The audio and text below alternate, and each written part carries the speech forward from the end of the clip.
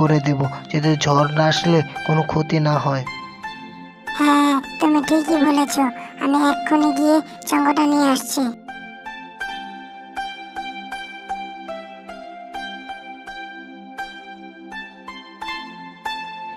কি টুনি, তুমি এখন খুশি তো? এখন তোমার আর কোনো টেনশন নেই। এখন ঝড় আসলে তোমার আর ভয় থাকতে হবে না। এখন তোমার বাড়ি অনেক শক্তপোক্তভাবে আমার বাড়ির চালের উপরে সেট করে দিয়েছি। এখন তুমি এই ঘরে নিঃসন্দেহে থাকতে পারো। আর কোনো ডর নাই, আর কোনো ভয় নাই তোমার। তোমরা অনেক ভালো। তোমরা আমাকে চেনো না, জানো না, তারপরেও কত সুন্দর একটা বাসা বানিয়ে দিয়েছো। তোমাদের কাছে তো আমি চির কৃতজ্ঞ হয়ে থাকবো। তোমাদের এত ভালোবাসা আমি কোথায় রাখবো?